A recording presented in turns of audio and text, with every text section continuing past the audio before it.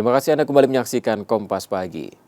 Kabar dari Palembang, saudara, setahun buron pelaku penyiraman air keras pada seorang warga di Palembang ditangkap keluarga korban. Tersangka yang menyebabkan korban mengalami cacat permanen itu kemudian diserahkan ke polisi.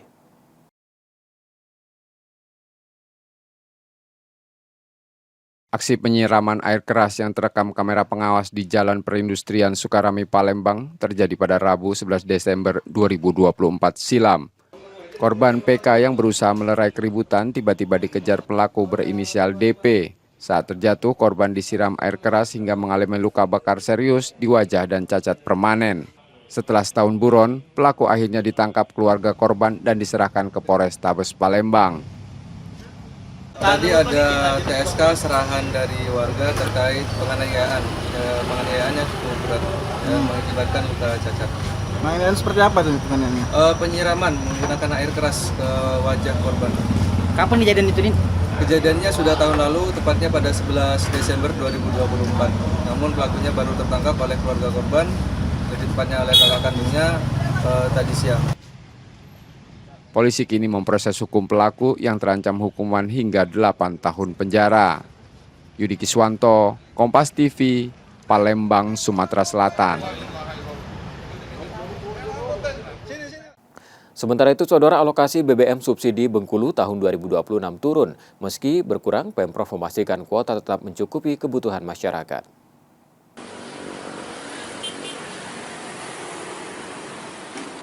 BPH Migas menetapkan alokasi BBM subsidi Bengkulu 2026 sebesar 337.069 kiloliter, turun 22.199 kiloliter dari tahun sebelumnya.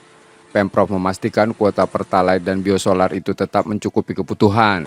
Datanya ini terjadi pengurangan, kalau dibilang tidak signifikan, intinya berkurang sedikit.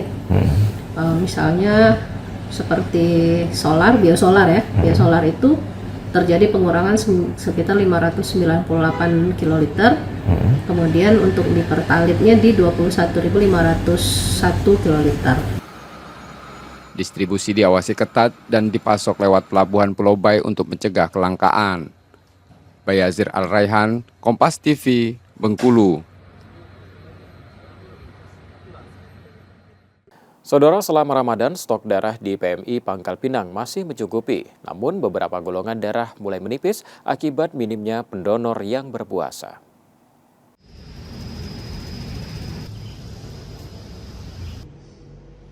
Selama pekan pertama Ramadan, stok darah di PMI Pangkal Pinang masih aman. Selama pekan pertama Ramadan, stok darah di PMI Pangkal Pinang masih aman untuk kebutuhan masyarakat. Namun beberapa golongan darah mulai menipis. Stok golongan B dan O diperkirakan cukup untuk 3 hari ke depan, sementara golongan A dan AB mulai terbatas dan membutuhkan perhatian khusus. Penurunan ini disebabkan rendahnya minat masyarakat mendonorkan darah selama puasa. Alhamdulillah, dari sudah 8 hari Ramadan ini, stok kemarin sih mencukupi, masih tercukupi, dan beberapa 2-3 hari ini untuk golongan darah A yang sudah mulai menipis, yang udah mulai kosong maksudnya. Untuk terhitung hari ini sih A itu 5 kantong ada stoknya, B masih banyak, lumayan lah, ada 60 kantong kayak gitu, O ada 90 kantong, AB 20 kantong gitu. Nah, yang mulai nipis tuh yang kosong itu A dan AB gitu.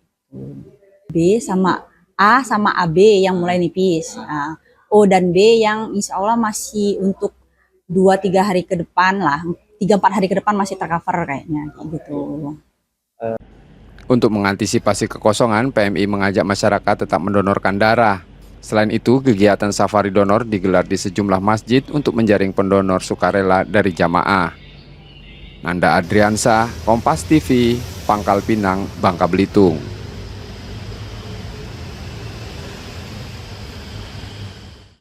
Saudara, Pemprov Bengkulu akan verifikasi ulang penerima BLT Kesra 2026. Pendataan diperluas dari desil 1-4 menjadi hingga desil 5 agar bantuan tepat sasaran.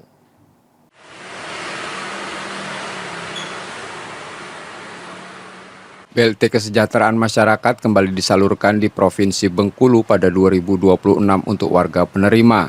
Tahun ini cakupan penerima diperluas hingga desil 5 setelah sebelumnya hanya menyasar 1 hingga 4.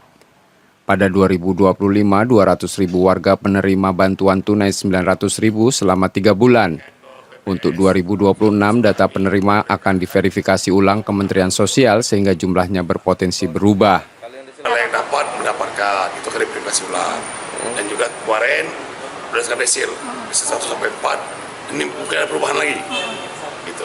Perubahannya apa? Mungkin desil 5 maksimal. Masih misalkan desil 1 sampai 4. Desil 5. Desil 5 masuk juga? Desil 5 kemarin informasi dicoret. Tapi informasi terakhir kami dengar masuk lagi. Penyaluran dilakukan selama 3 bulan untuk membantu menjaga stabilitas ekonomi masyarakat berpenghasilan rendah. Bayazir Al-Raihan, Kompas TV, Bengkulu.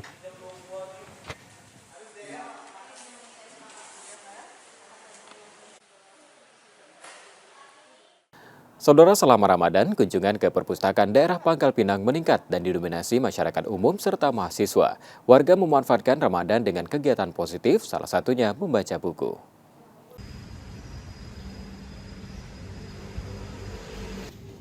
Suasana perpustakaan umum Pangkal Pinang lebih ramai selama Ramadan.